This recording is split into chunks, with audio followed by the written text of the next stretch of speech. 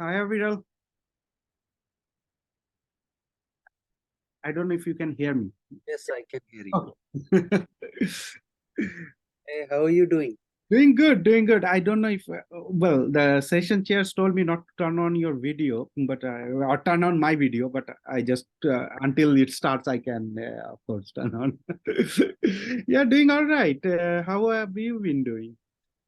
Doing okay. When are you coming to ES week? I'm not coming to US week this time. Too many responsibilities. Ever since I got my tenure, they have made me associate department head for graduate affairs. So all the graduate activities I'm handling right now, including admissions, preparing plan of study, and the quarter starts not next week, the week after. So this Oh, time around, it's a mess here. So no, I can understand. I am also the graduate program chair. oh, okay.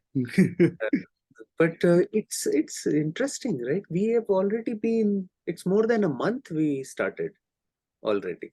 Oh, okay. So you are on quarter or a semester Semester. system? Ah, okay. We are on a quarter system. So our summer quarter just ended. I Uh, taught, finished everything, uploaded grades, 1 week break, next quarter starts. wow, that's tough, man. That is tough. Actually, we are kind of working towards moving towards semester. So currently they are doing some feasibility study on how to move from quarter system to semester system. So we just have to see. Think semester will be better. Yeah, absolutely. At least we get a long summer in between. Right Yeah. now, I don't have any summer because, you know, quarter system, half of the students, and we are a something called co-op school. That means students go on internship, come back. So half of the students are going on internship in the fall and winter. Half of them are going on spring and summer. So the half that comes back now have classes that they need to take Yeah. on the summer. So yeah, tough day. Yeah. No, Yeah, good. Nice to talk to you. I nice think to it's talk to very you. good. Yeah. So, I mean, after this, I am leaving day after tomorrow. Okay, you are leaving at day after tomorrow. That is good. Yeah. Yeah. So you have to also plan on who to leave the uh, this education class for next year. Honestly, I'm very happy to continue if they allow me to because I I know think the that would process be great. very well. No. I think that would be very good. That would be very good. And you have assembled a great team of classes. I think these are even better than tutorials. I mean, the slate looks so much better. Right, but yeah, I it's up to the general chair. So if you all make recommendations for me, then I will be there next time. And next time I think it is in Arizona, right? No, no, no. No. Okay. Next time, where is it? Um, in US. Okay, US. It's in North Carolina. Oh, okay, North Carolina. Raleigh. Oh, Raleigh. no. Okay. Yeah. So it should not be that big of a problem for me to travel. Yeah, you it's very close. Yeah. Yeah. Correct. So yeah, if I get an opportunity, of course I will I will try to I be think that would be great. I mean, you sometimes doing a thing like two, three times, not only it makes it easier, but it also makes it better, better. right? Yeah, You know absolutely. the ins and outs. Exactly. Okay, very good. So Aviral, I will make you the co-host. Anyone else I should make co-host or just you, right? Just me. I think me and Adam are going to present, Okay. uh, but we'll both present from this computer, so there is Okay. no problem. Perfect. So let me see if I can make co-host. Okay, very good. I will now then turn off Yeah, my video and mute myself, and then we sure. can I mean, I'm sure you have to check on the other go education on. classes also. So, bye. Thank you.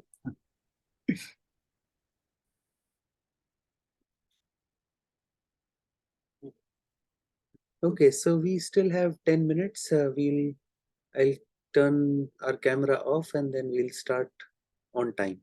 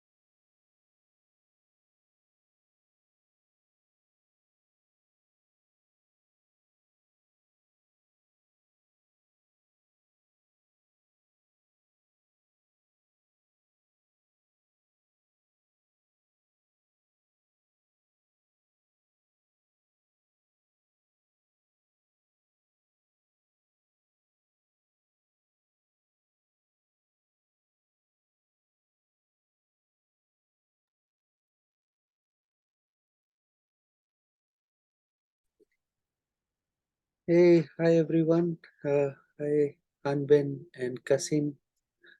We are going to start the class. Let's wait like maybe 2 more minutes. Then we can start our class. Uh, Maybe slightly more number of people will join.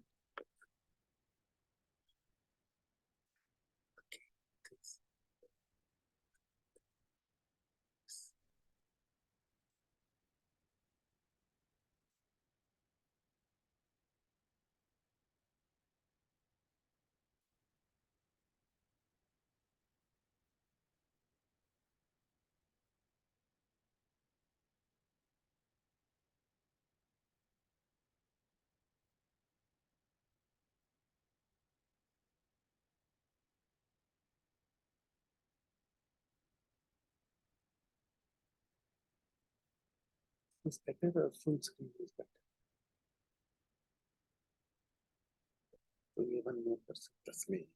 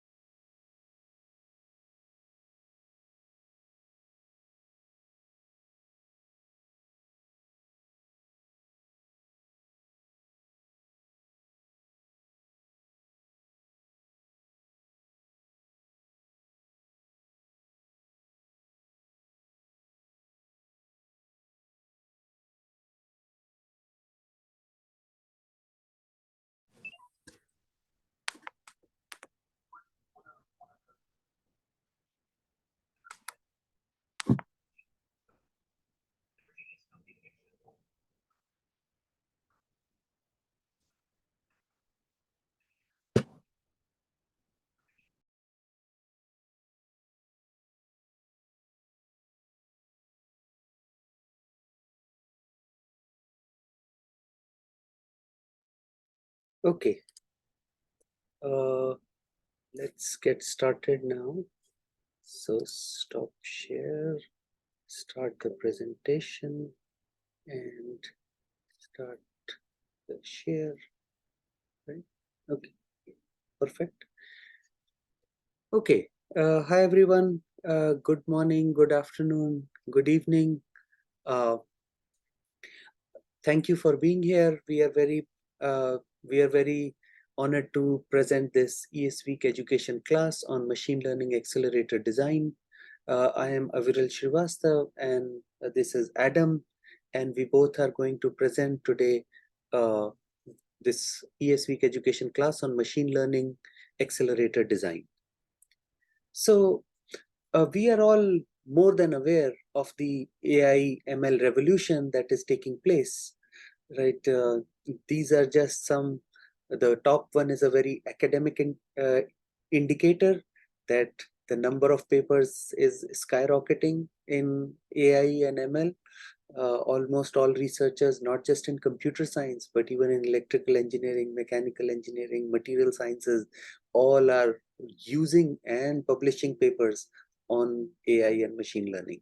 So it's not even limited to computer science or one department or a couple of departments. It's just throughout, right? Business people are writing AI ML papers. Uh, the other, the second graph shows the amount of economic interest in ML and AI, and as you can see, the amount of funding has just gone through the roof in AI and ML. So not just the uh, academic interest and economic interests are piling up. The computation demands on how much compute is needed to support these AI and ML, including the training, including the inferencing, right, the distribution and all this. This is also skyrocketing, right? So the number of, so in general, the amount of computation that is required for a model to a first order of degree can be correlated to the number of parameters in the model. The more number of parameters, the more computation you have to do to infer information from it, and more you have to do in terms of training for that ML model. So both of them are increased quite dramatically with the number of parameters, and the number of parameters are exponentially increasing. This one shows, so the size of these models are increasing, but also the carbon footprint of uh, of training these ML models and in using them to inference, right? All of this, the carbon footprint of this is increasing, and it's actually quite dramatic in the sense that this first one here shows that this is the uh, per year carbon footprint of a human, right? So even if you multiply it by 100, right, if a person lives 100 years, then that would come about here. And the carbon footprint of training a chat GPT is already like 3 times more than the entire carbon footprint of a American human, right? So which is already like 3 times more than an average worldwide human. So then, and not just these carbon footprint and the computation costs, right, and compute power, but even the expenses to a company, which includes the development costs and testing costs and all those. So all these costs are increasing exponentially as well. All in all, I mean, this whole the revolution of AI and ML is critically important. And it's critically important is because people are seeing the power and capability of ML models, in the sense that before these machine learning algorithms, we were generating systematic algorithms, right? Like if you have to sort a array of numbers, then you would write like, okay, compare this number with the next number. If if the next number is bigger, then bring it, then swap the positions of two numbers. So kind of systematic solutions to problems. But the limitation of those approaches was that you could not solve problems that you could not formulate, right? So for example, the problem of in an image you want to identify, is there a cat or a dog, right? So how do you even specify this problem formally is not clear. But even these problems that you cannot formally specify, you cannot systematically solve, right? But ML is able to solve even problems that that we cannot even formally specify or even properly specify. And granted that they do not solve with 100% perfection, but the fact that they are able to solve it to a decent degree is very powerful, and that's why it's been increasing in popularity and capability and applicability. But The traditional computer architectures have been designed for these systematic computations, right, where they have instructions and instructions follow, right, execute exactly what they mean. And the graph on the left is showing the trends of these traditional computer architectures, that they are all hitting a wall. Uh, the as we all know, right, transistor size scaling, that is Moore's law, is slowing down, but the power density cannot increase, right, because we are already at a point where our processors are consuming as much, are generating as much power as can be dissipated by a air cooling system, right? The limit is around 200 watts. So we are already at that limit, so we cannot increase the power density anymore, and that's why all this advent of this, what is it, dark silicon, right? And also we need and that just argues for that we need more power efficient computation processes, and that's even more important, and that is most important for these ML accelerators, where these sizes are really large, right? And for example, this BERT, the language to language translation, has 110 million parameters, and this GPT-3 has 175 billion parameters, and now this Google Switch has 1.6 trillion parameters. So the number of parameters is already in 1.6 in trillions, and the only way to efficiently compute using these is through making accelerators. So what do accelerators do? So accelerators cut down on the general purpose uh, capabilities that a normal computer would provide, a general purpose processor would provide, and they are extremely tailored to execute the functionality of the application. So they end up being much more power efficient, they end up being much more area efficient, and of course faster execution times. So uh, a lot of accelerators have been uh, were uh, were explored in the past, and including these FPGAs and coarse grain reconfigurable arrays and so on. But this machine learning and AI accelerators have brought in a lot of aspects from all these domains, but have begun a life of their own. And that is the focus of this class. So in specific, the goals of this class is to figure out, to have a at least basic understanding of what is an accelerator, what is the need of accelerator for these AI ML domains, and we'll go over some of the basic CNN, DNN accelerators, transformer accelerators, and neuromorphic processor designs. We'll also go over and hopefully by the end of this course, you will know some of the basic methods of uh, making these accelerators or optimizing these accelerators, and those techniques like pruning, quantization, and sparsity, right? We also, hopefully this is this one is a kind of a background goal, that by learning all of these, not only we will be able to understand the specific characteristics of each domain, but also some of the shared things across domains and concepts that we can leverage in other domains. And the ultimate goal of all this is that once we are equipped with all this knowledge, then we can design new accelerators and for newer applications and newer models, right? So to be able to understand what kind of models will exist in the future or can come, and how those accelerators can be designed, how they can be generalized, how they can be made even more efficient, and finally some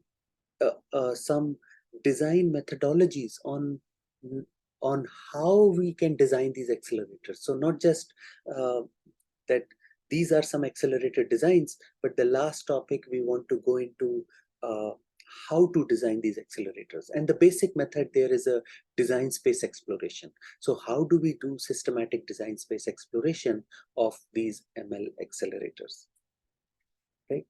So, so this is going to be the overview of the course today.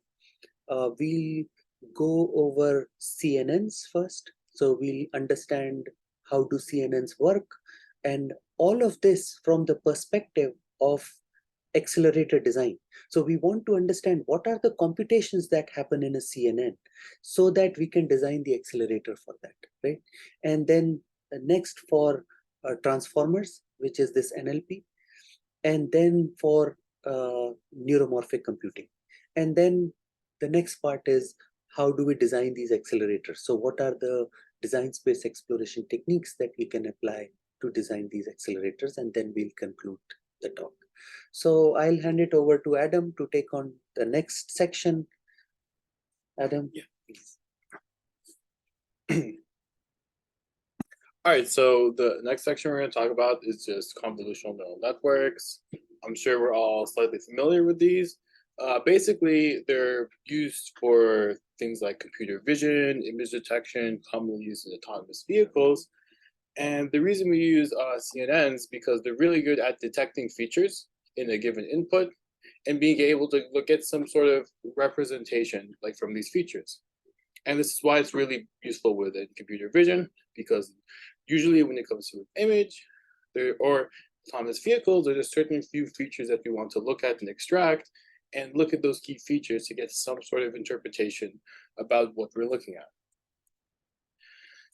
So basically, we're going to first do a brief overview of exactly how CNNs work.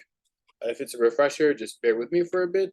But the reason we're doing this is hopefully by going over the computations of what the CNN, we can get an idea of what are the potentials to accelerate, what are areas that we can optimize and exploit. So general CNN architecture. So first you're going to have your input. So you'll have like your input image, and then you have your convolution layer, and then your pooling layer, and then your fully connected layer just to do the classification to determine like what object this is and what's the output of it. So just some common terms that are used in CNNs. We have our input and feature map. And this will be our representation of an image. So we just think like a very, very basic image. If it's just black and white, we can encode the absence of a pixel as a 0 and the presence of a pixel as a 1. But there's more like complicated representations you can do for this. But it's just some sort of image that some sort of representation of our input that we're going to transfer to a matrix. And we can split these into smaller regions, which is called receptive fields, which we're going to basically do a sliding window of our kernel and filter across. And quick overview of what kernel filter is. It's the matrix of a certain size, and this is what you're going to use to slide over the image. And the reason for this is this would really helps you detect the features of your input. So if we're going for the image examples, we can detect regions of like which features are the most prominent, or which features there's like a large change. And that can give us some ideas of what the inputs are and what are like the features that we need to extract. Another common just basic topic is striding. So basically a stride is how many pixels that you're going to slide over your input images with your kernel. So default is a stride of 1. So that means we're going to have our kernel, and then we're going to slide it across our input image just 1 at a time. And if you do it by 2, then you're going to slide your kernel across your input 2 at a time. So what is the reason for this? So key thing is that the larger that your stride is, you're going to actually reduce the dimensionality. And the reason for that is because the larger the stride, we're going to have less computations that we're going to have, resulting in a smaller output matrix. So this will help us determine the key features while decreasing computational complexity. And this will depend on your application. So the larger your stride, the less computations that you have, but you might run into like some accuracy issues. So it becomes a balancing act. And then padding is just basically adding a bunch of zeros. The reason of this, the most common thing is that if you don't add any padding, the corner features, or basically those values in the matrix at the corners, you might have some issues extracting the actual values that you want. So we basically add this padding just to make sure that we can actually have our kernel slide across these corner features. Another thing is sometimes you need to preserve data, you have a loss of data, so you need to do some padding there, or sometimes depending on how your matrices are, you just might need to do some padding to make the matrix multiplications work. So now that we got all those terms out of the way, we'll briefly go over the actual layers. So we have our convolutional layer, and basically, so we have our input matrix, and we'll have our kernel, and depending on the stride, that's what's going to slide across to give us our output feature map. This is repeatedly done for the whole image, and we're just going to do a really quick example here. So imagine just for this case, we're going to have two channels with each corresponding kernel, and this is just for a stride of ones or kernels 2 by 2. So basically what you do is you multiply your kernel by the input image, so the channel 1, that's going to be 7. Channel 2, for that kernel, is going to be 20. So we're just multiplying every single one. And then we add all of our channels together, we accumulate them, and that's going to be our output feature map. Slide over. Great. We do our multiplication addition again. Same thing here. When we get to the end, we actually just slide down by 1, and we keep doing the same thing, right? And the key thing we want to notice here is that for this one, our output feature map is now a 3 by 3. So just a quick example, same thing, but now we're going to have a stride of 2, same multiplications, same thing here. Well, if we notice, this is what I was talking about, the reduced dimensionality. So now that we have our stride of 2, we see that we actually had less computations we had to do, resulting in a smaller feature map, which is going to reduce the computational complexity of this application. And then the pooling layer is, again, to further reduce dimensionality, right? So depending on what's the size of your kernel in the pooling layer, you're going to have lower computation, and it's just going to track the dominant feature. All pooling is, there's just two main types. You have max pooling, so basically anything in your kernel, you take the max of it, and that's the output. And average pooling is you're going to just take all the average values in the kernel. So the reason you do max pooling is if you're afraid of having a lot of noise and you want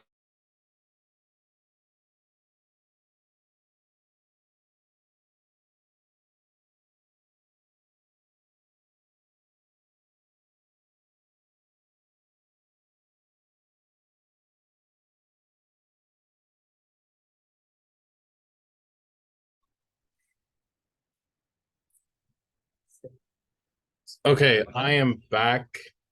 We had the power got so like this one here. Oh, that's fine for now. So let me just pull up my slide. Oh, that's fine.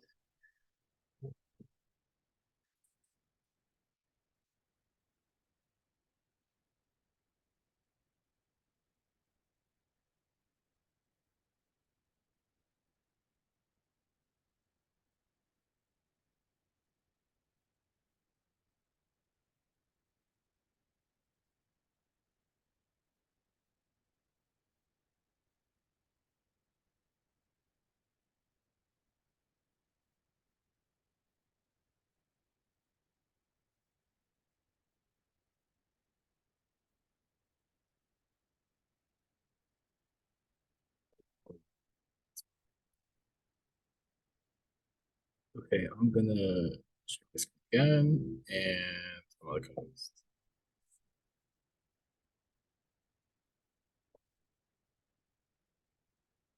Sorry about that. Just wait a bit, and then we'll try to get the slides back up.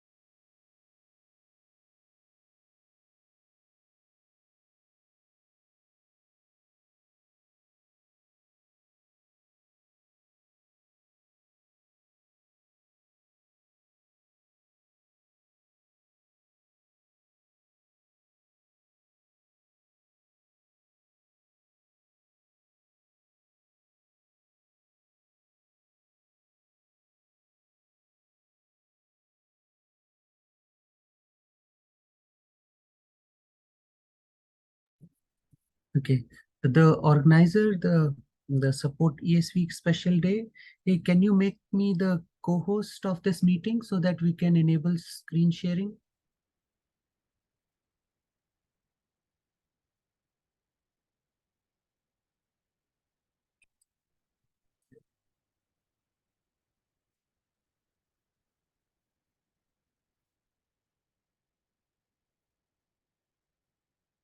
Okay, either ways, just wait for 2 minutes. We'll get the situation resolved.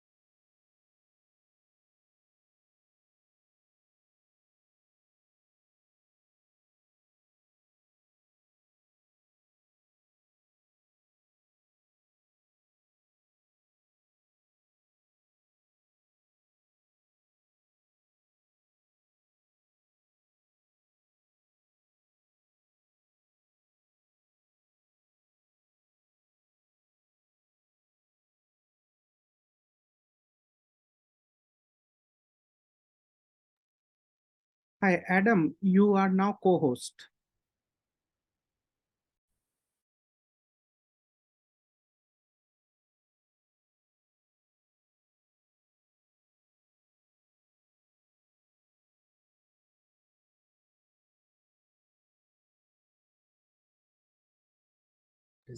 Yeah.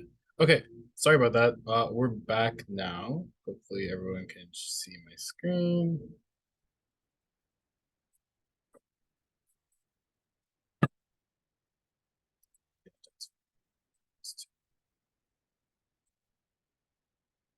Great. So we just finished going through the example of convolution layer with the 2x2 stride.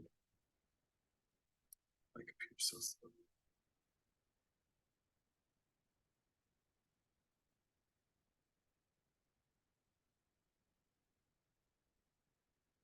And we talked about the pooling layer. And so the last layer in the CNN will be the fully connected layer.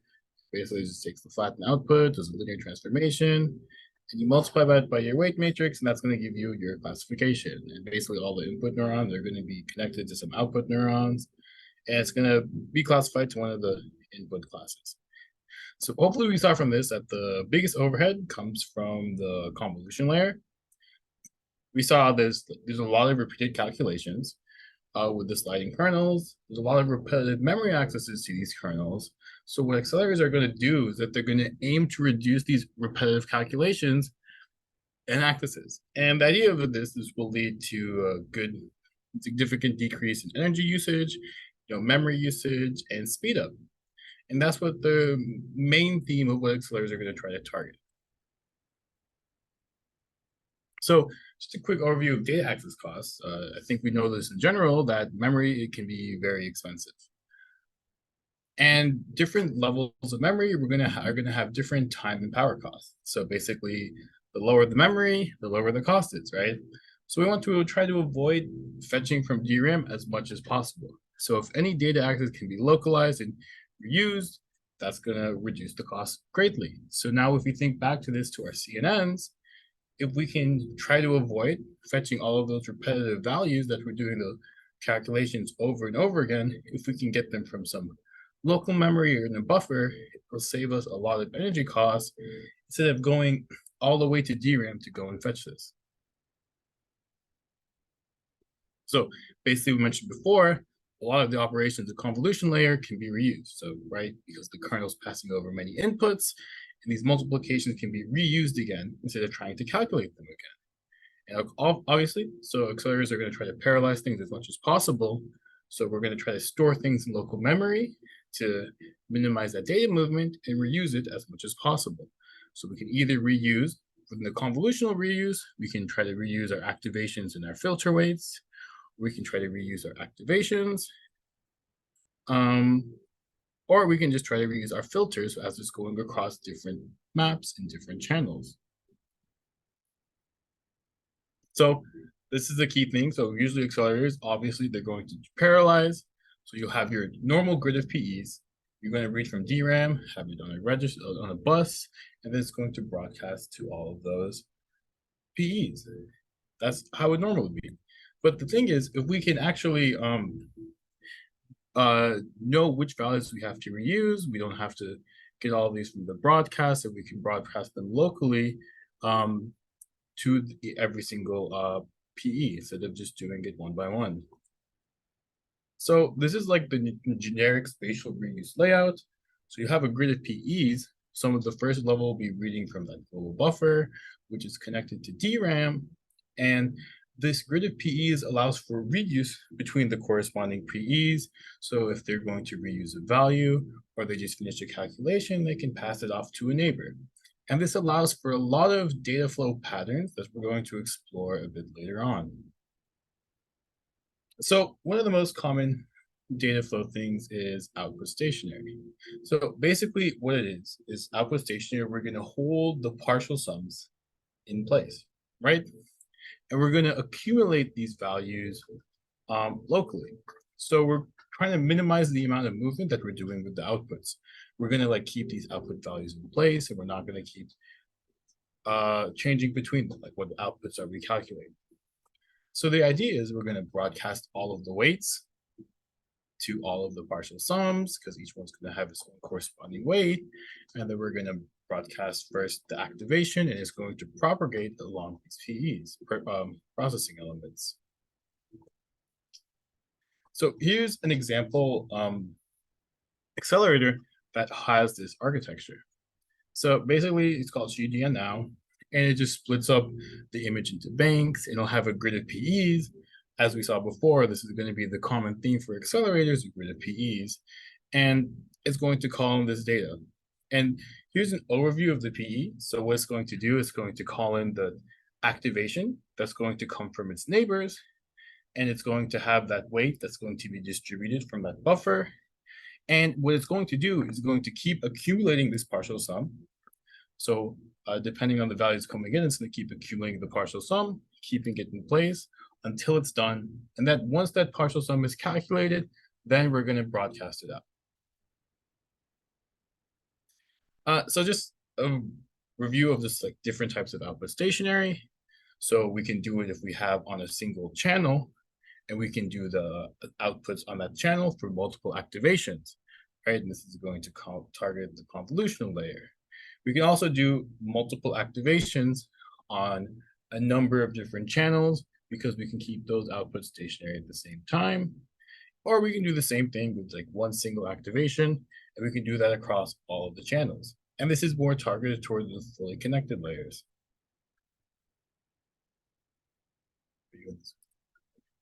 So this is just an overview, just to help you visualize how output stationary is going to work. So here we have our filter weights, here we have our input map, and then here we have our output. So as we see, as we're trying to calculate the output, we will move the filter and activations trying to calculate this value while we're doing it for this output, right? So we're going to keep it in place, and then we're going to calculate all of the values for this partial sum. And then once they're all locally accumulated, then we would go on to a new partial sum, right? And we'll just kind of repeat this pattern for all values until you're done with your convolution. And this is just an overview of data access. Oh, okay. I can okay. So this is an example of how basic code. So this is kind of the most intuitional one, right? Kind of how when you're writing your for loop, you'd have your output of E, and you're just going to kind of sum up your input times your weight, and you're going to keep changing your input and your weights, right? So for a single partial sum, I'll look to camera. So for a single partial sum, we're going to calculate all these values for the partial sums, and we're going to do it for like all those corresponding weights for that partial sum, and we're going to go through our inputs in a sliding window, right? As can be seen like related by these double for loops, right? And the idea is we keep these partial sums static, we wait till we calculate all the values of this partial sum, then we move on to the next one. Okay, so then our next data flow is going to be weight stationary, and as given by the name, the weight is going to be kind of held in place across the PEs. So what's going to happen is we're going to like broadcast the activations to every single weight, and then where the partial sums are going to be accumulated spatially this time, right? It's not going to be staying in one PE. We're going to move it across like that. So here's an example of weight stationary example called NeoFlow. So basically what this is specifically for 3x3 2D convolutions. And what they actually do is they just load in 9 weights at a time. And for those corresponding weights, they're going to broadcast their activations, right? So for every single one, they're going to calculate the partials. They're going to calculate a part of the partial sum for that thing, and then load in new activations, right? And it's going to keep doing that until all the calculations for these corresponding weights are done, right? And then once they're done, they're going to load in new weights. And that's kind of exemplifying our weight stationary example. So here we are, back to our image representation, just so we can have an idea, visualize this, how this is actually working. So filter again, our filter, input and output, right? So this time we're going to keep the filters, the weights in place. So we're going to actually do all the calculations for these weights, right? And then once we're done with that, okay, we're done with these weights, then you would load in brand new weights and keep doing the same thing like that. So you're going to be like partially getting your output sums a bit at a time. And then once you're finally done doing all the weights, you'll finally have all your outputs, partial sums completely finished, and that's how your convolution would be finished. So here's an example of the data flow. So here's the example of how the loop is going to work. As you can see, we're not actually keeping the output in place this time. We're calculating, let's say, output of the array of like 0, then 1, 2, 3. We're going to output that marginally, and we're going to like slowly build up the whole output, right? So as you see here, at cycle 0, we're doing the partial sum here, partial sum at cycle 9, partial sum at like cycle 18, and then 27. And then after that cycle, right, that's when all of the weights have been calculated, and that partial sum is now done, right? But this is kind of just showing the example. We're doing all the calculations for this corresponding weight. We're going to have a fixed window of outputs, and again, the inputs are going to go through that sliding window that we mentioned before. All right, so then another data flow thing is we want to minimize the movement of activations. So this time, guess what's going to stay stationary? It's going to be activation. So we're going to put all of our activations in a single PE, and we're going to broadcast the corresponding weight to all these activations. And this time they're unicasted, because every single activation is going to have their corresponding weight. And again, we're going to calculate the partial sum spatially. So here's an example of a input stationary architecture.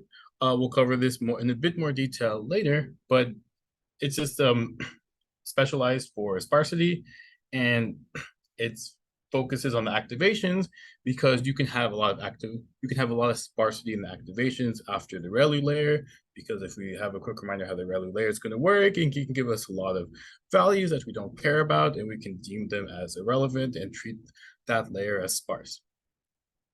So basically, the layers that are not sparse, we're going to load those into the array, and then we're going to get the corresponding weights.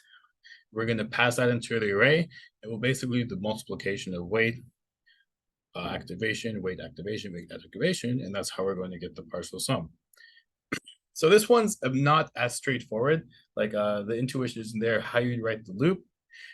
It's basically, again, your output's going to be sliding again in a bit of a different way. And we're going to reuse the weights in like a large window in like a circular cycle. So same thing here, we have our activations, we're keeping that in place. We do all the calculations for that activation, and then we move on to the next one. And then over time, we're going to finally get our partial sum. Now we're going to go over a different data flow, row stationary. So this is, instead of trying to care about the data type and things that we have, let's just try to do our computations row by row. What does that mean? Let's think of the row of the convolution, right?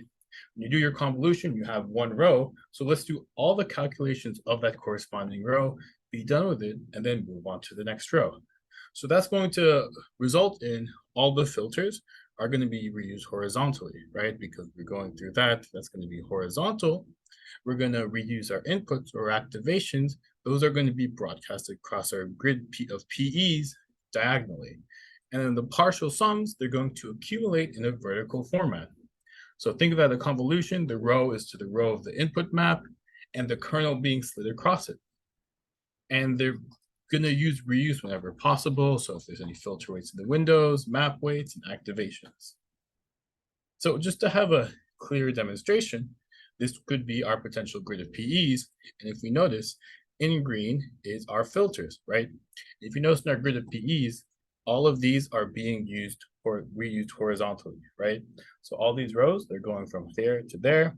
Row 1 is across the first row, row 2 is across the second row, and row 3 is across the third row. And then in blue is what we have, is we have our activations. And if you see, they're going to be diagonal. So row 1, nothing diagonal to that, because that's the very first grid of the array. But if you look at row 2 in PE4 and in PE2, that's going to be diagonal. And then row 3 will be in PE3, 5, and 7, diagonal. You see for row 4, and so on, right? And then in red, we're going to actually get these partial sums. We're going to accumulate them vertically, right?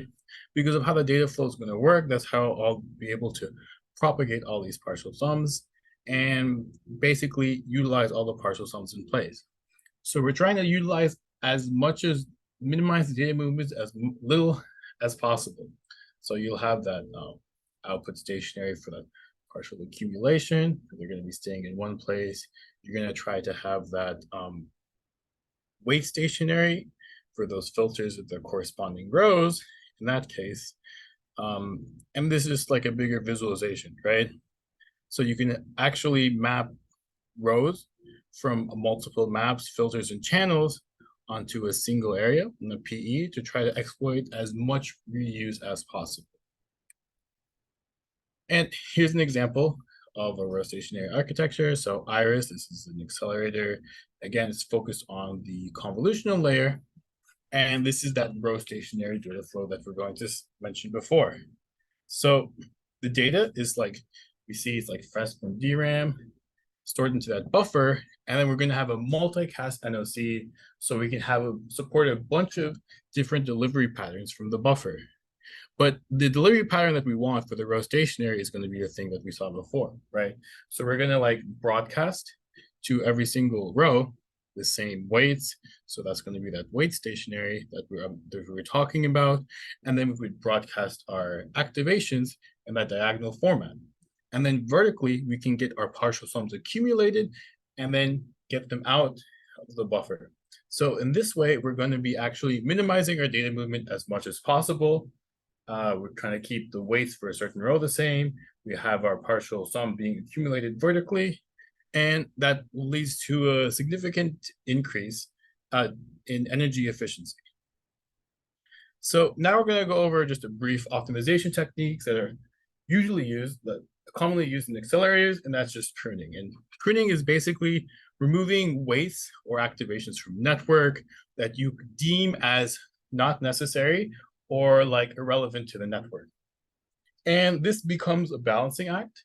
So obviously, depending on which ones you move or your application, removing certain neurons and weights can actually drop in significant drop in accuracy. But if we're smart about that, or if, again, like those, as we mentioned previously, like those things after the ReLU activations, we might have some values very close to zero. Values like that, we can usually prune, and we'll be pretty sure that they're not going to have an impact in accuracy. So as we mentioned before, there's a lot of values that we cannot care about, that we can ignore in regards to CNNs. So for example, I guess mentioned before that ReLU layer will make a lot of activations that we can actually just ignore. We can also, depending on the input, right? We can do some pre-processing possibly for the image, and we can already process some certain areas of the image and do some extra work saying, okay, these are areas that we need to ignore, and we can like don't have to worry about them. And also after the convolutional layer, if it's like a very low value, we can also prune that there. And then and this kind of leads into sparsity, right?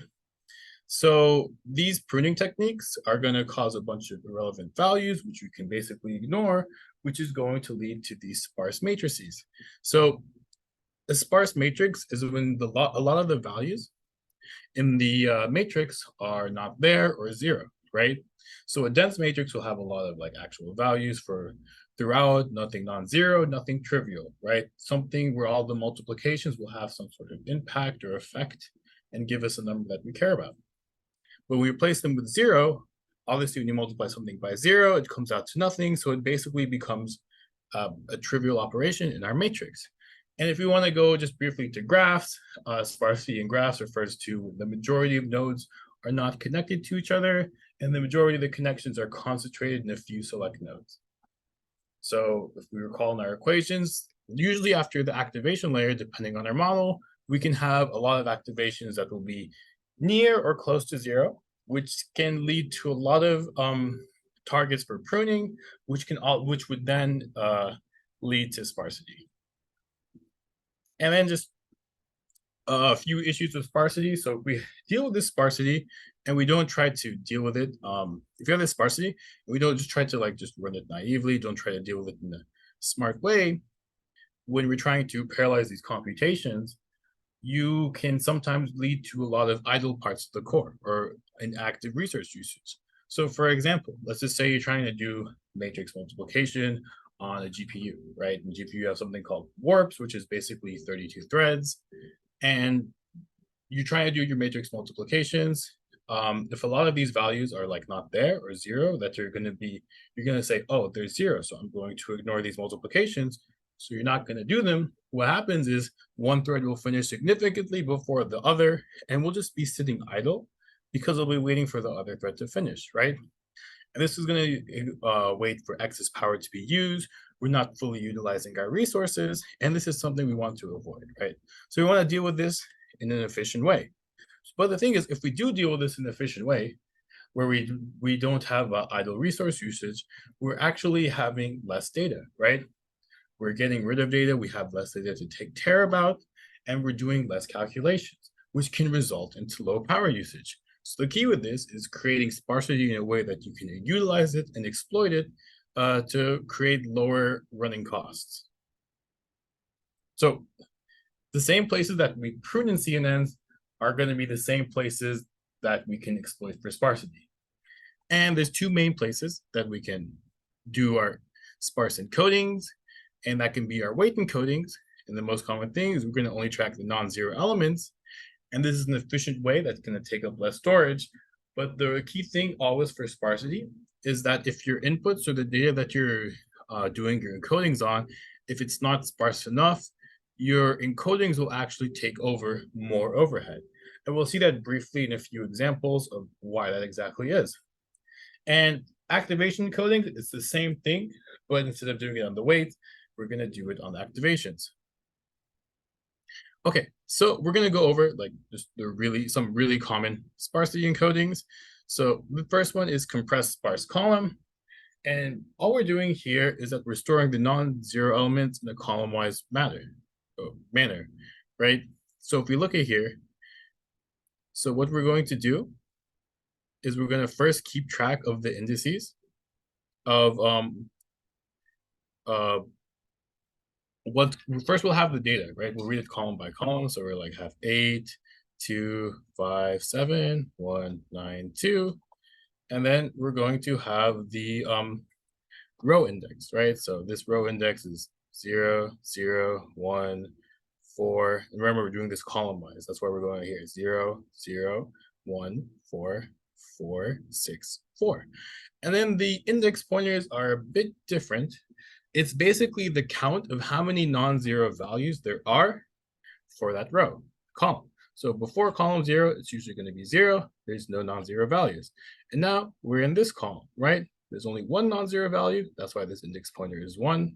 Sorry, we're here. So before column 1, there's only one non-zero value. And now that we're in 2, before 2, there's still only one non-zero value. Now before 3, there's actually 4 non-zero values, right? We have them here, and then it becomes 6, and then it becomes 7, right? And hopefully you can see why, if our matrix is dense enough, why this encoding would actually create an excess overhead, right? Because it would not lead to an efficient representation, because you're going to have all these excess overhead from doing these encodings to keep track of where this actually is. Same thing for compressed sparse row. It's basically the same thing, but it's doing it row-wise, right? So instead of doing it like column by column, we're going to do it row by row. So what we're going to do, we're going to remember, we keep track of where the rows were before. You keep track of where where every single column is, right? So you go row by row, column 0. So this one is column 0, column 2, column 3, 1, 2, 3, 3. Great. And then you do your data row-wise, so like this. And then what we do is for a row is we count how many non-zero values. So first one 0, then we have 3, then we have 4, then we have 6, then we have 7. Right, so it's essentially the same idea, but instead of column-wise, we're doing this row-wise. And this is like the impact of these encodings. So usually CSR will give us some output stationary data flow because if we're doing it row-wise, right? We're going to be calculating the values for a single output, and then we're going to be accumulating it like that. Opposite is for compressed sparse column, because we're doing it column-wise. This is going to be the input stationary data flow. So we're going to be doing the calculations for the activations, and those are going to be standing stationary, and we're going to get the outputs like that. So this is an architecture that deals with sparsity, EIE, and key things of this, it has a specialized non-zero detection unit to read in columns with input 0. It stores all of its matrices in a CSV format, so what we just mentioned before, and it works on the fully connected layer, and it just assumes that you already have a deeply compressed or a pruned DNN. So the non-zero activations are broadcast, right? And after you format them in CSV format, you're going to basically multiply every non-zero activation with all the elements in the corresponding column. So that's why this is where keeping track of all the values comes into play. And that's why you need to have efficient non-zero detecting to realize like what values you can calculate with. So here's an example of how the PE is going to work.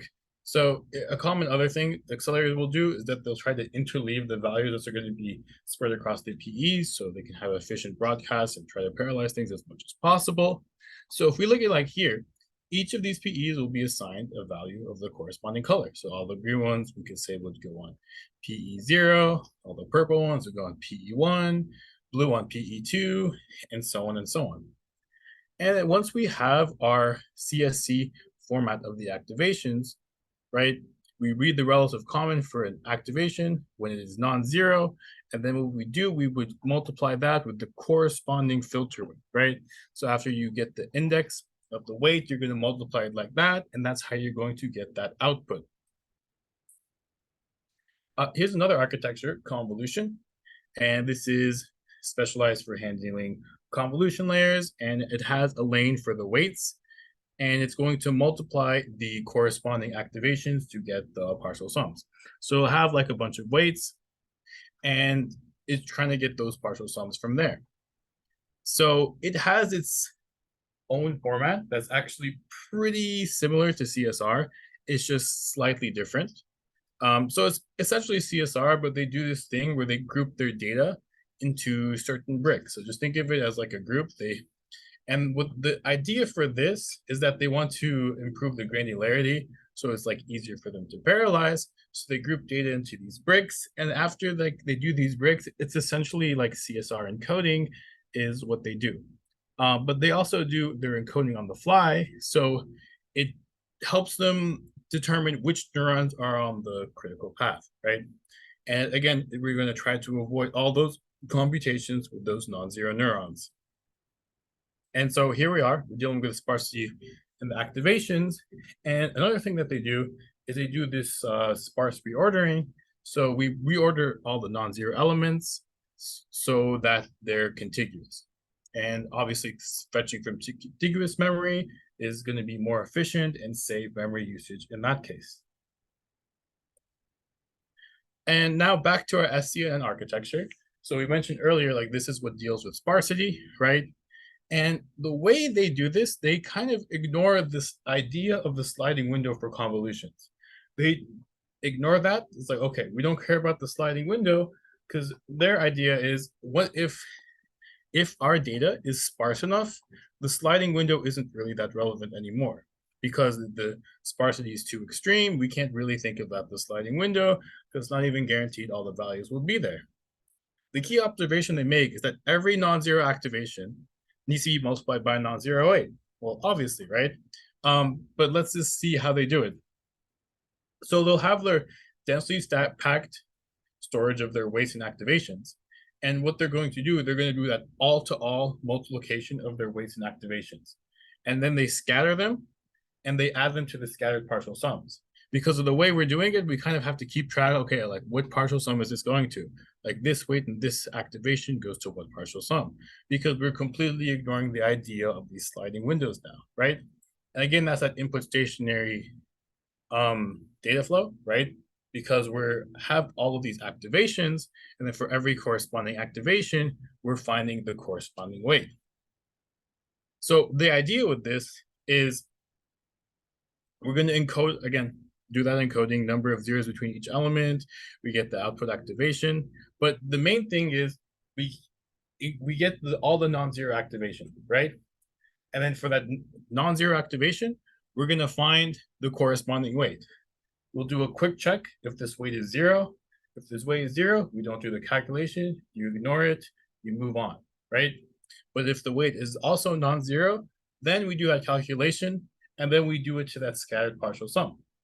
And you keep doing this until all the calculations for that activation are done, and then you'll have all of your scattered partial sums, and your convolution will then be finished. So this is kind of like reinforcing.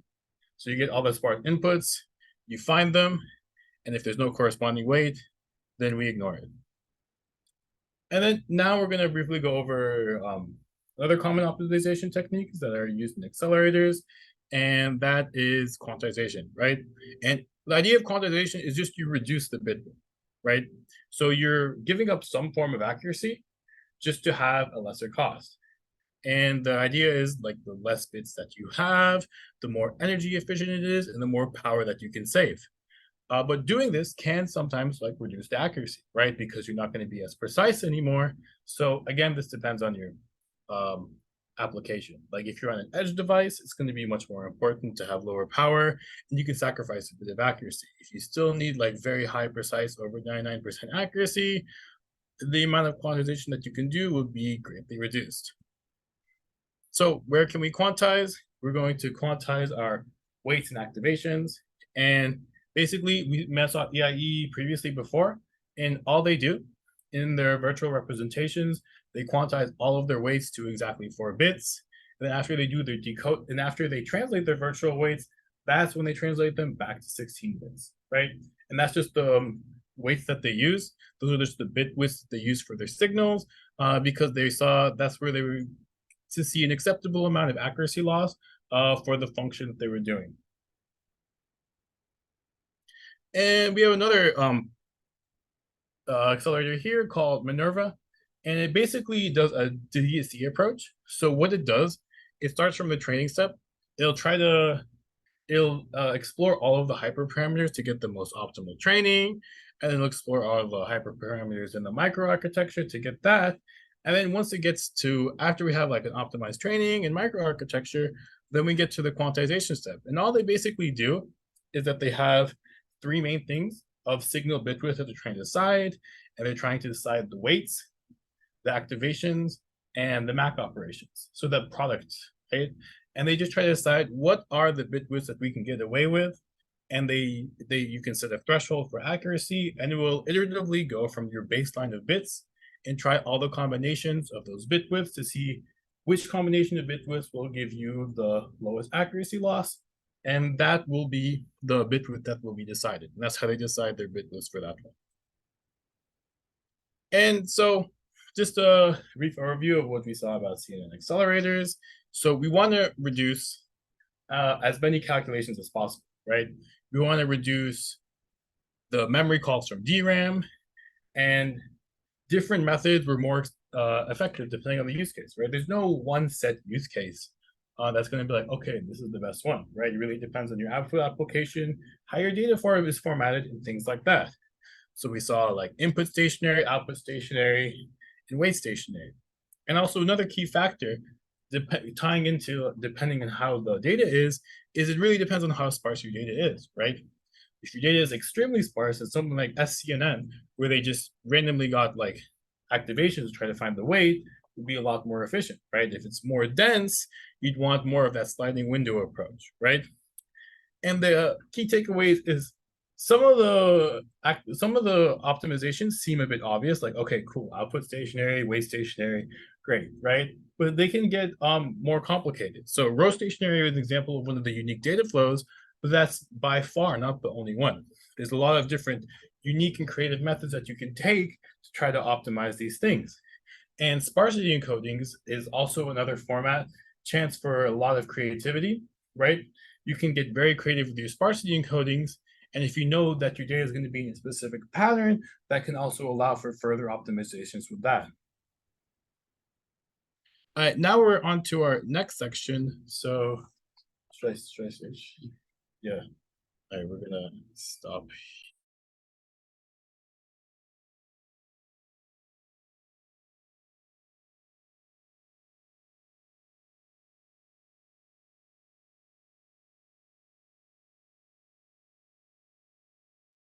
Okay, so for the next section, we'll switch here.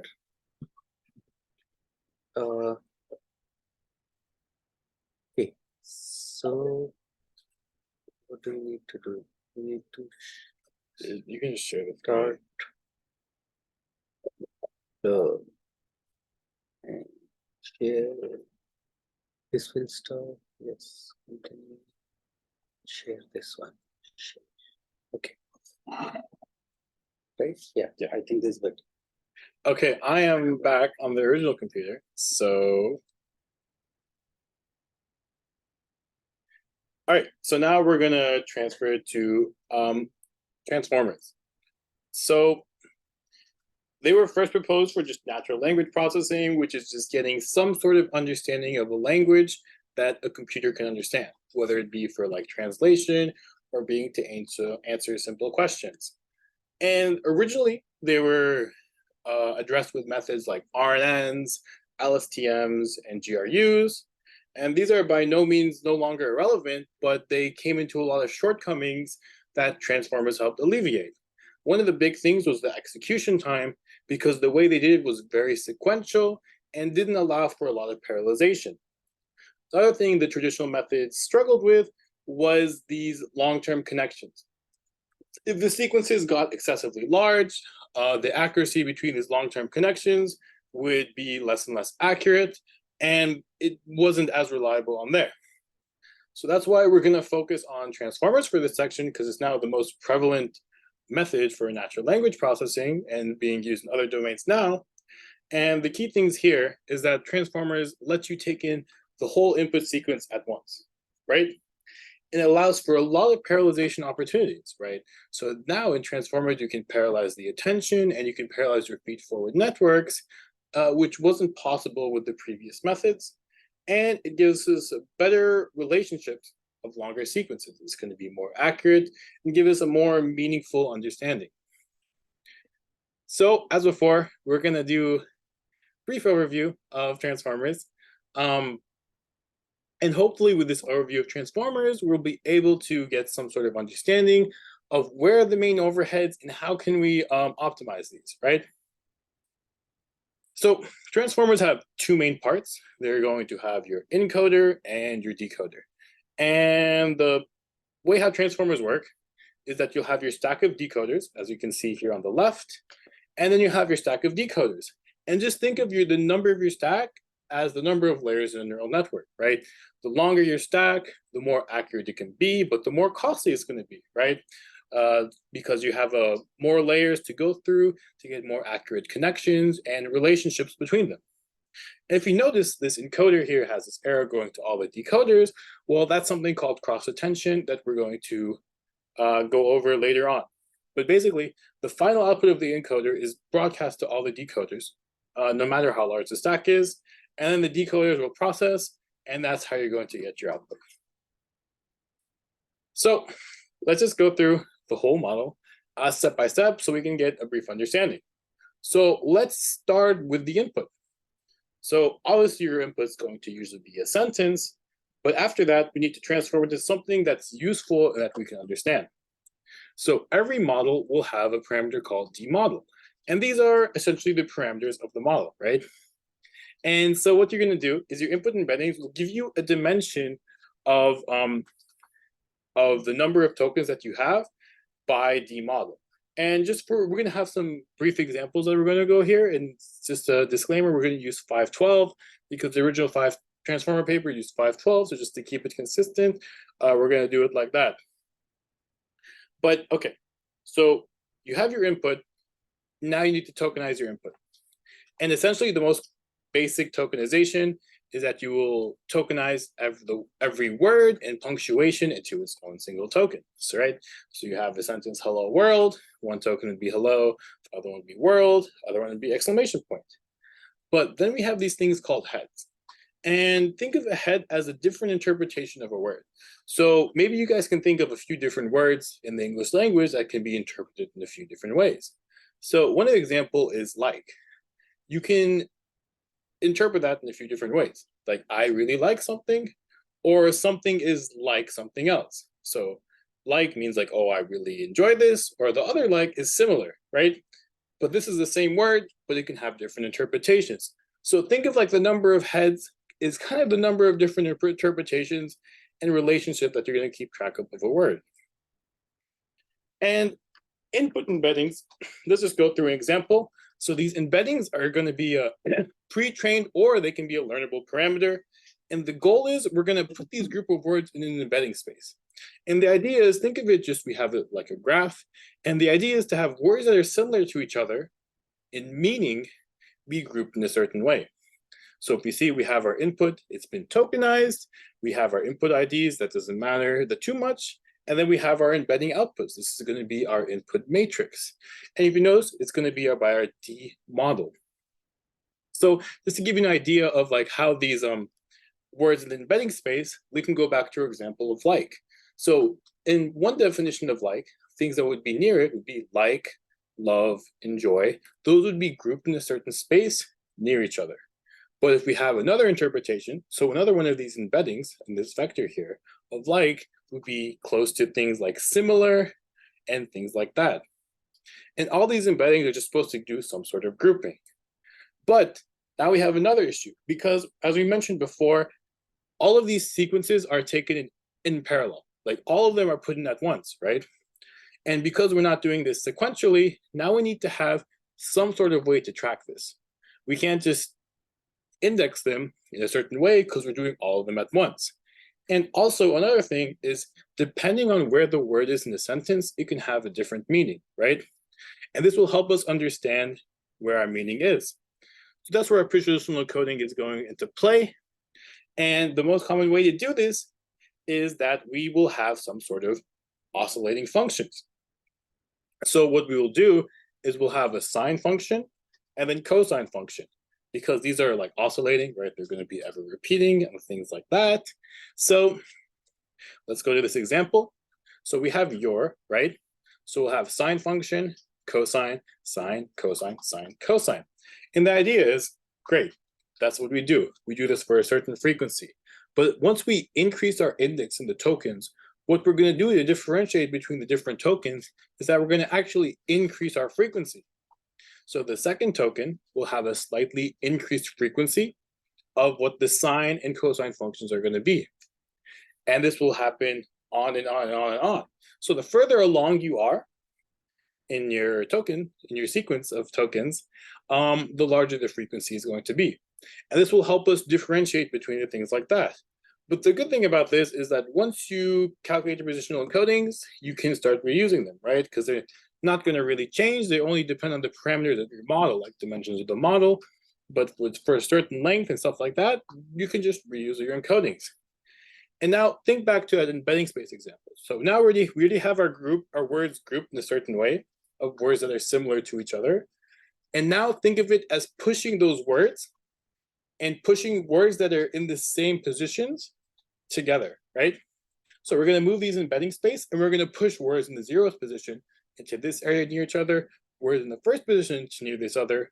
But the key thing is we don't want to overpower them so that they're greater than the actual meanings of the words, right? So they're going to be separated a bit, but it's not going to overpower like the actual meanings of the embedding space. Okay, great. Now we covered the inputs.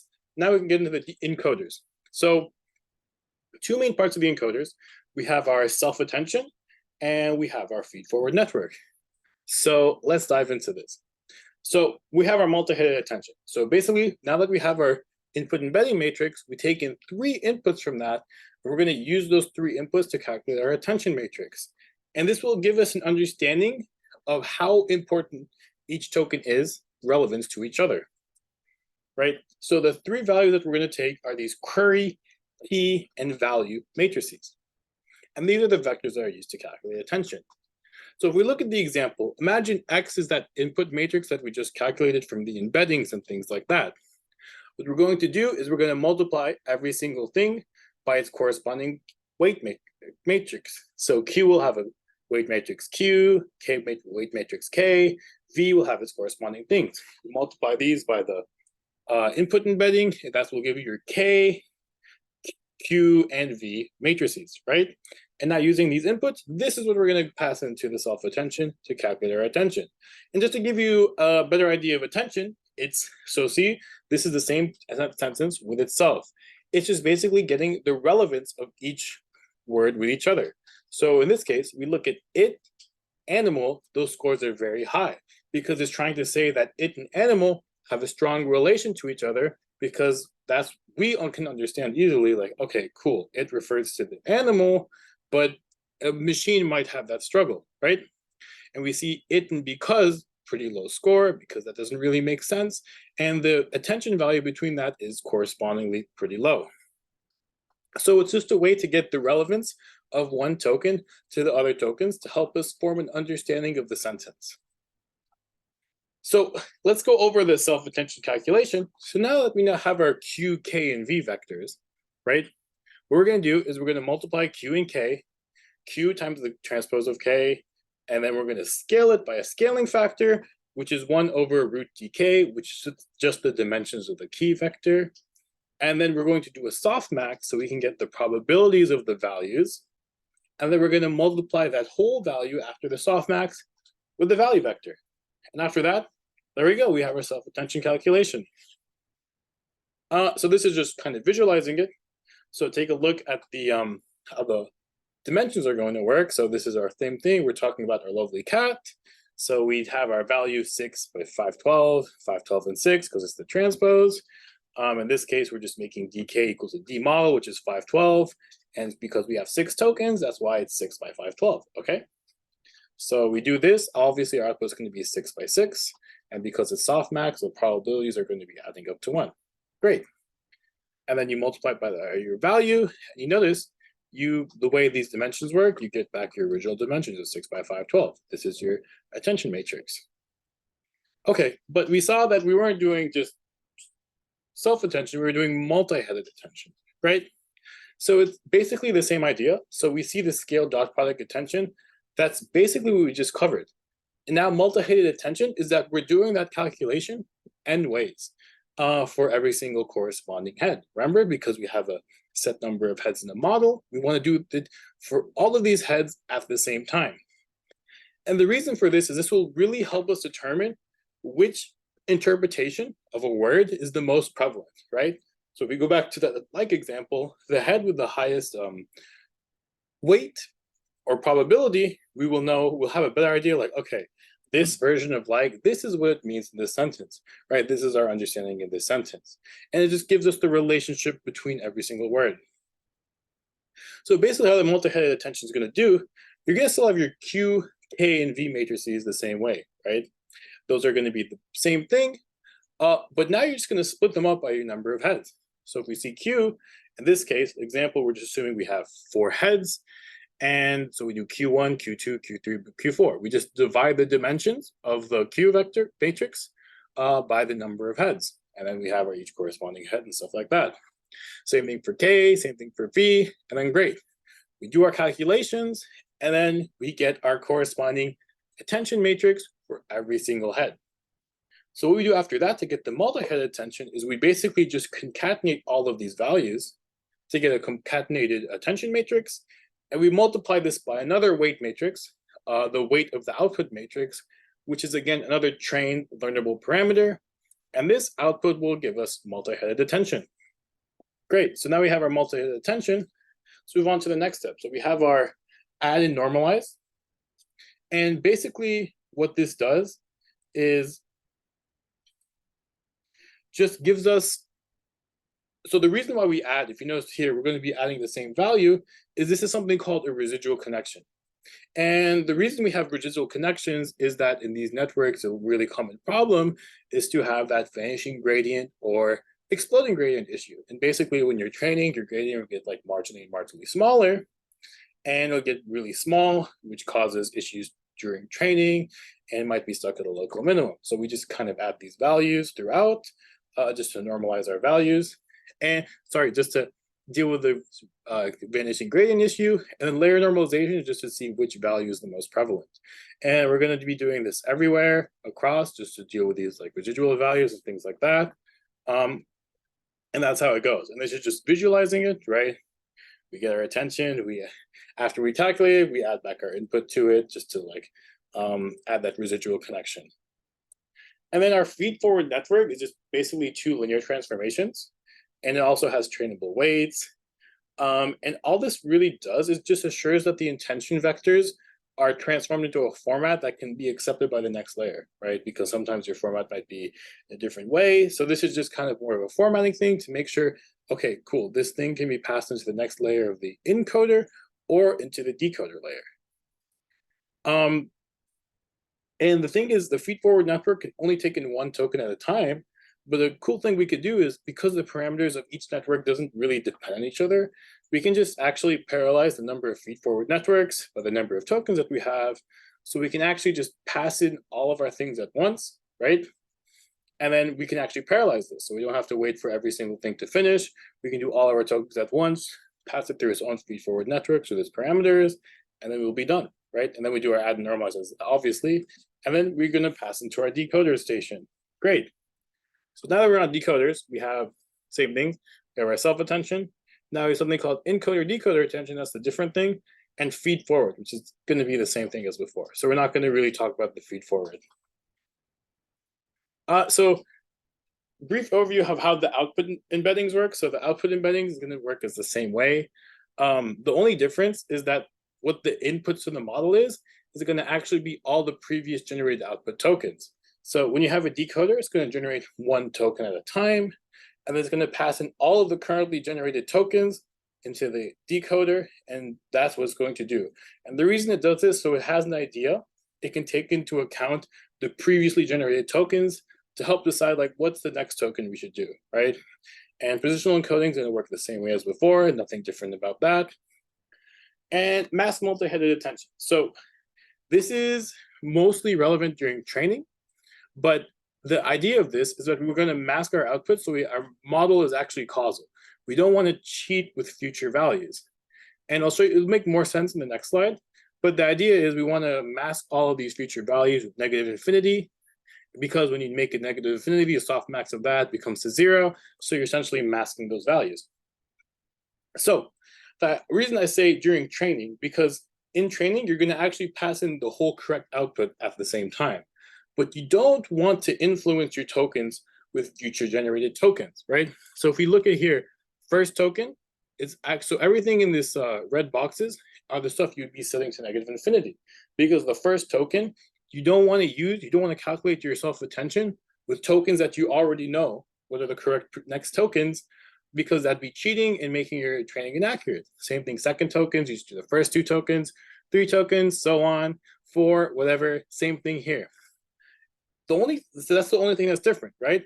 After you mask it, all of your calculations are going to be exactly the same, right? We're going to do our splitting here, and this is basically our multi-headed attention all over again.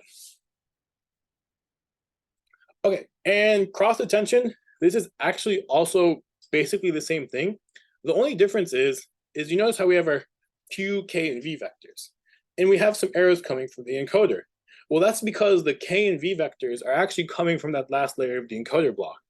And the reason it does this, it helps us get some sort of relationship between the input and output to help us determine what our output should be, right? So it uses knowledge from these inputs to help us determine, okay, we're going to use this knowledge to influence our choice of what token we're going to generate.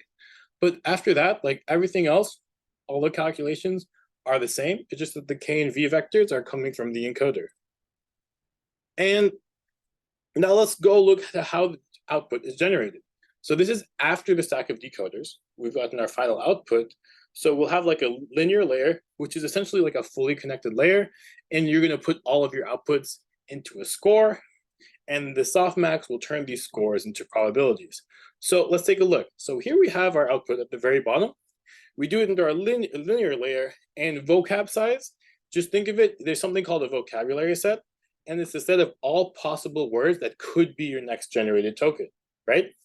So it'll give a score for every single word in this vocab size, and the softmax will give us the probability based on what single token is going to be our next token. So let's do an example of how this probability is chosen. So the naive selection, we take a look at our example, is just choose the highest probability, right? So we look at our example, we have the, nice, and then we have options of dog and nice and car. And so we choose nice because it's 0.5, and we go to woman. The problem with this method is that it's very prone to error and actually results in significant losses in accuracy, like sometimes up to 15% for like machine translation, and it's very inaccurate. The reason for this is that when you have methods, tokens that are really close in probability to each other, like in this case, we had 0.4 and 0.5, it will relate in a lot of error if you just like blindly choose like, okay, because the difference in probabilities isn't that high, it's gonna create like a large chance of error. So one common method to do is something called beam search, and all you're doing is the number of beams is, think of it as the number of hypotheses that you have. And you're gonna kind of choose the hypothesis with the max probability. So in this case, we just have like 2 beams. So we have the, nice. So, okay, we have nice and dog. Those 2 are the highest probability. Okay, we're gonna track them. And then we go at every single point and we choose the next corresponding highest probability. So we have here from nice, the highest probability is woman. And then here from dog, the highest probability is has. And what you do is that you're going to choose the path with the greatest overall probability. Great. So this method is like more resistant to errors. As we see here, this time it's going to choose the dog has. And these are just like, there's a lot of heuristics you can change, like the number of beams, how far you're going to choose, how long you're going to branch. But basically keeping track of like multiple iterations is like a more efficient way to choose like, okay, what token are you generating next? And then here's just a quick example of how the inference is going to work. So just a reminder that this block of encoders represents a stack of encoders, and this block of decoders represents a stack. So this is our input. So we're trying to translate I love you very much. We have a C of SOS and EOS, which represents the start of sentence token and end of sentence token, right? So what we're going to do, our decoder, our input is nothing now because we just started, so that's why it's that start of sentence. We go through our inference, and then we generate T. Great. Next step, encoder, done. We actually don't do this anymore, right? Because there's nothing changing in the input, and we already have our K and V vectors that we need from the encoder. So we don't actually recalculate this at all. Now we're just reusing these values and putting them into the decoder. This is what I mentioned before. All of the output tokens are now being passed into the decoder. So now I have that start of sentence token with T, and I generate AMO. And you kind of keep going until the model generates something in end of sentence token, which is basically saying, hey, I'm done.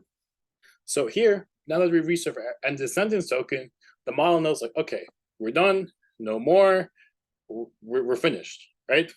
And then it's like, okay, it's finished. This is the translation, T amo molto, and that's our output. We're done. And now this is the training, what I mentioned before. We would pass in. So we pass in our input token, and we pass in the correct output. In this case, it's machine translation to the decoder. And what we start doing is, what we'll do is that we'll randomly mask one of these tokens, right? So it might be T, right? And then we're going to see what our model outputs, and then we're going to compare it to the correct output. And if it's different, we'll take the cross entropy loss and we'll update our weights via back propagation. Remember all of those weight matrices in the feed forward network and for the attention calculations, those are all the ways that we're going to be updating. And what happens is this is a process that happens a lot. So even just for one thing, you would randomly remove like more than one position of the token, right? You remove like random positions of the token, and then you start removing more tokens at a time, like 2 tokens, 3 tokens, 5 tokens, right? And you keep doing this over and over and over again until you reach an acceptable threshold. And hopefully this can tell you, give you an idea of why transformers are really, really resistant. Like they really need large training sets, right? Because they're very reliant on all this data. That's why all these like GPT and like Llama models have insanely large data sets, right? Because if they come across something that they haven't similar before or trained, it's not going to be as accurate, right? Because all of it is saying is like these embeddings, when I see these embeddings, this group of words in these positions, I should generate something of this output group of words in these positional encodings. That's essentially all it's learning, right? And from that, it's able to get some sort of like semblance of like actually talking to you. Okay, great. We're done with all the background. So hopefully we can see that attention is the biggest overhead by far, right? So what accelerators will try to do is try to reduce the amount of attention calculations. Yeah. So we want to like, there's a lot of ways we can do it, reduce the amount of attention calculations, have a specialized module, try to calculate these as fast as possible, try to parallelize this, right? So that's why accelerators are going to target this aspect. So we're going to go over this architecture. This is a dedicated hardware for the attention calculations. And we're going to go over it step by step real quick. So just as a reminder, this accelerator is only being used for those attention calculations. So other parts of the transformers, it would just be some like normal hardware architecture, but think of it as like a plug and play where you get your inputs and your outputs, and Spaten is kind of getting in, your input is the Q, K, and V vectors, and your output is your attention matrix, right? And you would just use these in those certain places of the architecture. So we'll go over these more in detail, but the thing is, we have something called token importance. Remember our tokens? that we mentioned before. So it'll have a score for which tokens are important and which tokens can be pruned. Then it has an efficient engine to get those top tokens with the highest scores. And then it's going to only fetch the Q, K, and V values of only those tokens that we've deemed as to be important, right? We get them, we go them through the crossbar, we get them from the HBM, and then we fetch these values. And we're going to convert them, this accelerator converts them to 12 bits, because lower bit width is like more energy efficient. And then all the keys will be stored in SRAM for efficient reuse, so we don't have to go to HBM if we're going to use these values again. And then we kind of do, this is our Q times KT, right? And we do that multiplication, then we have an adder tree to get the accumulation. And this is the softmax module. And this is where we get our attention probability. So we'll go over this also a bit more in detail, but Spaten is actually pretty greedy in how it fetches. It doesn't fetch the complete bit. So at this point, it sees, hey, is my error large enough? Is my error small enough? Can I keep going forward? If it's too large, then it's going to actually go back and also fetch the least significant bit, right? Otherwise, then it's going to have another token pruning. So it's going to take the local value of all the top probabilities, store those, and fetch those efficiently. And this is where we're storing our values into SRAM, and this is where we're doing our softmax times value calculation. And then here we have our attention scores accumulated for every head, and this is basically pointing out like, hey, which heads can we ignore because their attention values are like inefficient enough, and then we efficiently fetch those. Great. So kind of a more idea of how this pruning is, why pruning can work, especially in natural languages, is that sentences have a lot of needless words. So if we look at this sentence, the key things that we need is like film and perfect, right? Obviously, no one would talk like this, but these are the key things that we need to understand like what the sentence is doing. So if you remember our attention calculation, every head's going to have corresponding tokens with their attention scores. And if a column in the attention has a small probability, then that token is not important, right? So after we do attention probability, so this is after the softmax, what we can do is we can prune the values. We can get our attention scores here. So these importance scores will help us determine what parts we can remove. So we saw at the end for the heads, what it's going to do, it's going to accumulate all the values row-wise. If that magnitude is small, then we're going to be like, okay, cool, we can ignore this. This attention score is not high. We can prune it. For the tokens, it's actually going to be row-wise. It's going to sum up all the score row-wise after the value multiplication and think, okay, are these values unimportant? If they are, then we can prune them. So let's go over briefly how it's pruning. This is our Q, K, and V thing. Okay, so in this case, give an example of how it's working. You go through the first layer. Okay, great, we do it. But then it found like this head and this head had low accumulation scores, so they're removed from the model. And then these tokens, right, this token, this token, this token, this token, also had low attention probability scores, so they got removed from the model. And remember that we have a stack of encoders and decoders, so we can actually have a cascading effect, right? Because this value is going to be propagated to the next layer. So when it goes to the next layer, these heads that are already pruned are not going to come back, right? And as we go further and further on, we might find more and more heads and tokens giving us low attention scores, cumulative attention scores, and we can just get rid of them. And now local value pruning. Now this is just focusing on the current layer, right? So the other one would get the accumulation of either the rows or the columns and help us determine like, hey, are this head and token unimportant? Now local value pruning is for a specific layer. So what we do is before we get the multiplication of the value, we see which attention probabilities have a very low magnitude below our threshold.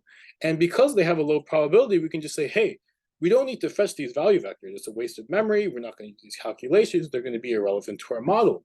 So when we do our calculation, we're going to ignore these values and get our attention score like that. Now, we're going to go into quantization a bit. So where are we going to quantize? We can quantize the weights, right? Lower the precision. But again, our key thing that we're going to give us the biggest accuracy is those query key and value vectors, right? If we can reduce the precision of these, we can have large increases in performance. And these vectors, because they're used so often, if you can minimize the amount of accuracy loss that you have, you get a significant amount of performance gain with these. So back to Spaten, the way that they do their quantization is we kind of mentioned it before. So they're going to separate their key into the most significant bits and least significant bits. So they're going to greedily select the most significant bits and compute the attention probability. And what they're going to do after they compute the attention probability, they're going to be like, hey, does this have a low error? If the error is too high, we're going to need to fetch the least significant bit and then recalculate the whole thing again, right?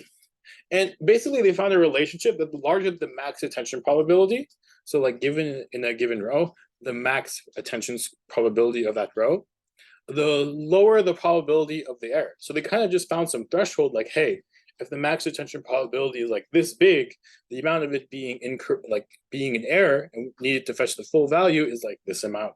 So they kind of just used this. They kind of used the attention scores where probabilities we're already calculating to help determine if you needed to fetch this again. All right, now sparsity in transformers. So we can have a sparse attention layer, sparse Q, K, and V. Limitation of this is kind of similar to what we had before, right? You need to have a sufficient amount of sparse matrix operations, right? If your sparsity isn't big enough, there's no benefit in doing the sparsity. Also, there's like no guarantee of how much of a speed up you're going to get. And it's optimized for specific models. So once you do it for a certain model, it makes it kind of hard to transfer it to other models. So there's this paper called Sparse Transformer. And what they did is they tried to analyze different patterns to see how they could optimize this. So A is like normal self-attention transformer, right? But they saw other methods. So they saw the sparse transformer a strided pattern. So think of it when one head is going to hit the previous L location, and then the other head is going to hit every elf location, as we see these like blue dots here, right? It's every elf location that we're hitting. And they found that this works well for data that aligns to patterns like this. So data that's going to align to patterns like this is like image, audio, and things like that, but it really fails for text inputs. Now, if we go to sparse transformer fixed, it's going to choose very specific cells to summarize all the previous location and then propagate that information to other cells. That's why we see these lines here. We're going to get all this information and then we're going to propagate it. So basically, they made this into this architecture where they're just trying to integrate their factorized attention, right? So that factorized attention is what we saw before, where they're putting it into a certain way. And they had a few different methods that they found that worked. And again, it would actually depend on the application and how it would work. So the most first method that they found is you use one type of attention per residual block. So that one type of attention, is it going to be like strided? Is it going to be the other one? And what they would do is they would interleave them by some certain amount. And this is the equation they use, the attention of the weight, and you would attend it. That's what they called their factorized attention function, and by the residual block and the factorized number of heads. So they would just use some sort of factor, and they were basically interleaving this like that. Another way is that they would find a location that would be factorized by multiple heads, and they would kind of just merge those locations into one head and do the attention calculation on that. And it was a bit more, it's more expensive by a constant factor, but it's not a great increase in overall cost. And then this is the way that they found was the most efficient is multi-headed attention. So basically you have like NH attention products computed in parallel, and you would concatenate them along the feature dimension. And A can be different attention patterns. And when you go this attend here, so it can be that interleaved or merged or just like normal attention. And the dimensions of the weight matrix are going to be divided by 1/n. So the total parameters are going to be like that NH. And they found that multi-headed attention, actually, this feature works pretty well, but they had a limitation. If the sequence gets too long, multi-headed attention kind of fails because then it gets way too expensive. And then they have to do their factorized attention sequentially one at a time. So you do their factorized heads one at a time instead, using those like previous methods like the single head attention or merge head attention to do those instead. So now just to get some insights, the biggest overhead in the attention calculation is the attention calculation, right? So most of the methods we're going to focus on like memory, resource optimizations, and some really key issues that has been emerging in transformers is like ways to deal with sparsity, right? It's going to vary a lot depending on your model, and people have also started doing irregular sizes, right? Irregular tensor values, and a lot of these are depending on your format and your application, and there's a lot of optimizations that can be here that are very specific depending on your model. Should we skip to your part? Yes.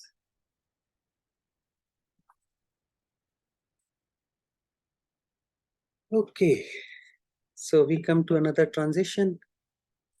So we have covered how CNNs are designed, how CNN accelerators are designed, and how transformer accelerators are designed. And basically, some of the main design principles are that the memory access cost is very high. So you want to keep the data close to the compute units, right? And maybe even in the network, like if you have a grid of PEs, then you want to flow the data through the PEs rather than reading and writing from the memory every time. And also then use for example, pruning to reduce the data width, and then maybe even doing, so if you have reduced the data width from 32 bits to just 8 bits, then you can perform four operations at a time in your ALU. So kind of SIMD or vectorization, right? So that is the prune, that is the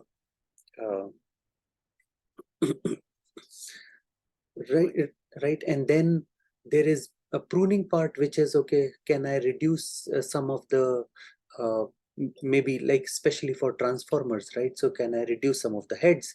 Can I reduce some of the tokens, right? If the tokens are not important, and so on. These are the basic ideas that people have used for optimizing these transformers and CNN accelerators. We had some more information about how neuromorphic accelerators are designed, but I don't think we have time for that. We are running out of time. So I think even this and then we had one section on DSC, that is how to design these accelerators. And I believe we don't have enough time for that, but I think I can quickly go through it in a relatively fast manner. So there are so now, as we saw, right, accelerators are everywhere. I mean, people are executing these large models in so many different forms, right? So the question is, how do we design these accelerators, right? And I think the single most important thing that I want to convey here, if you get out of this right education class, the one thing that you should take with this, take home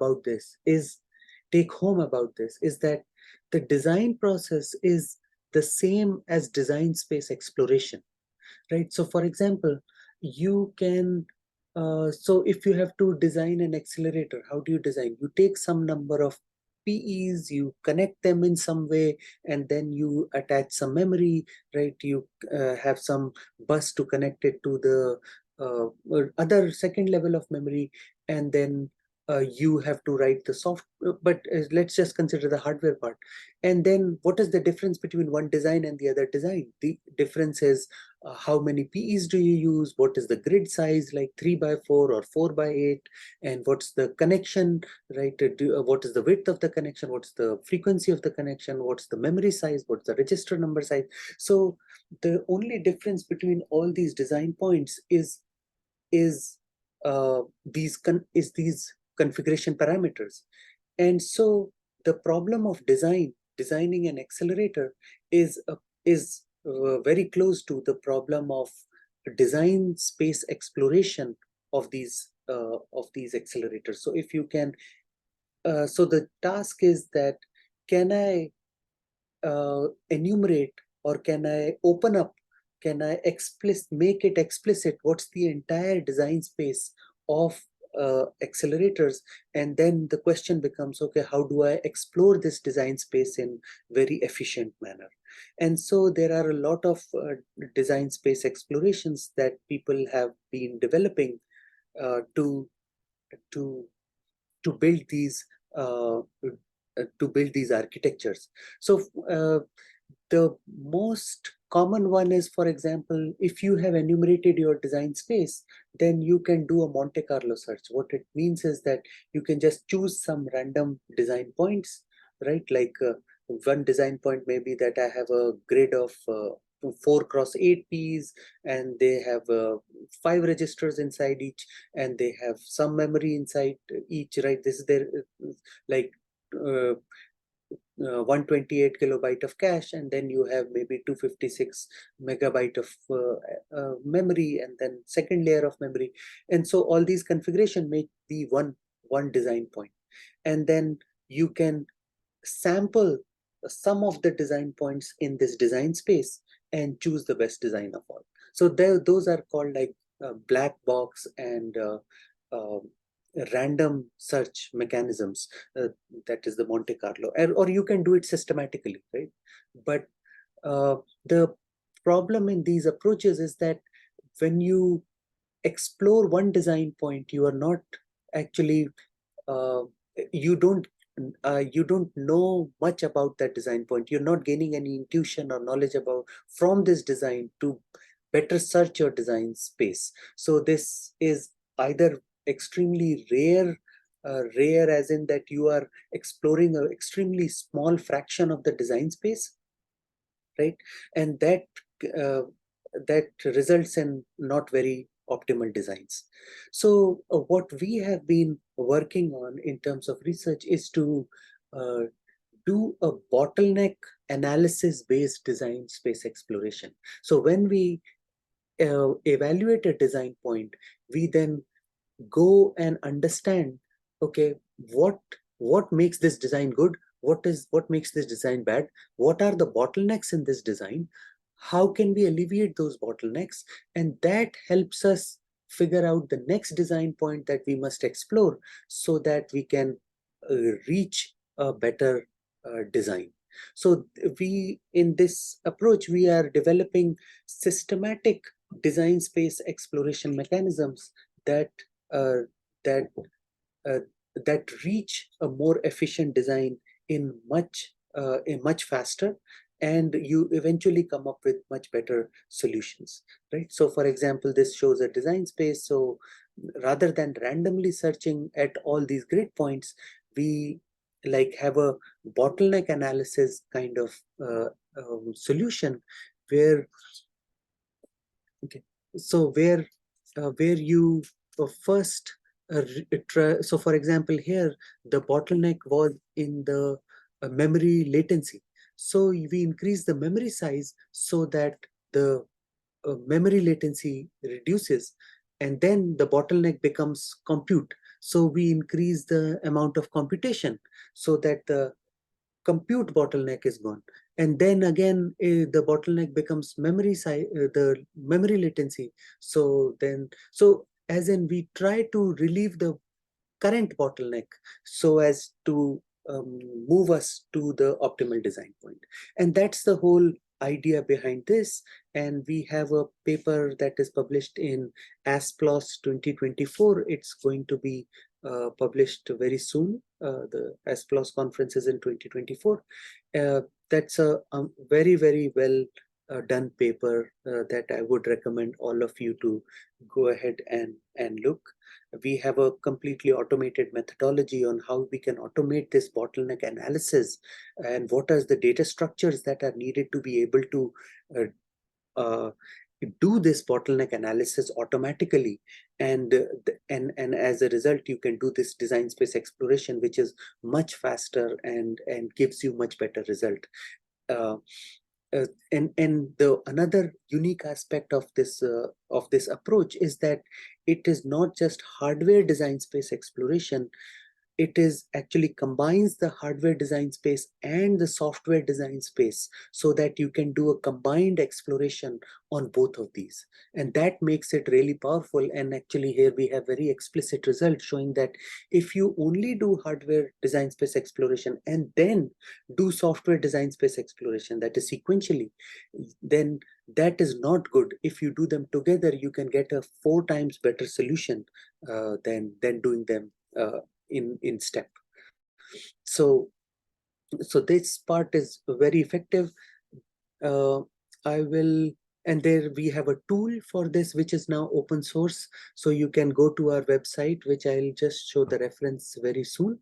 You can yeah, there is a command line and you can do, and it can do this DSC. You can see like this is doing the design space exploration of a BERT model which has more than 111 layers, and it will finish in like very few seconds, right? So so we have tried this on many different models, including the edge ones and some medium performance ones, and we have gotten very good results. So this to summarize, actually this one, yeah, this is a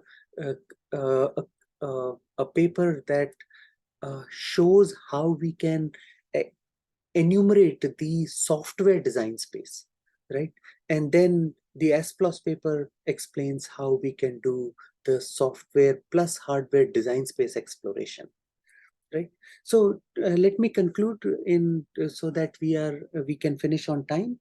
There is a great need of accelerators because there is the models have become really useful and they are becoming really big. So accelerator and general purpose computing is unable to meet the performance and power and efficiency demands of these accelerators, of these machine learning applications, and so accelerators are needed.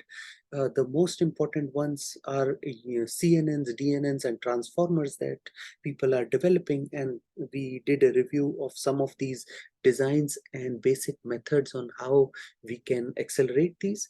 And then what are systematic design methodologies that we can use to explore these DNNs, these designs. So there is a lot of problems that are still open. The accelerators are still difficult to design, and they are difficult to change, they are difficult to adapt, and once they are designed right, they are not very user friendly. We need, sometimes the accelerators just become too specific, just like an overtrained model.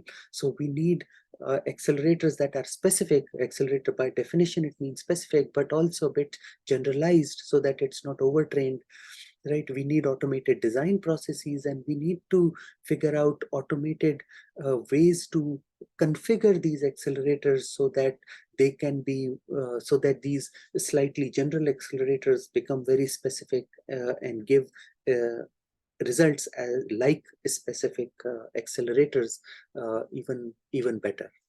So that's where I would stop. If you have any questions, please feel free.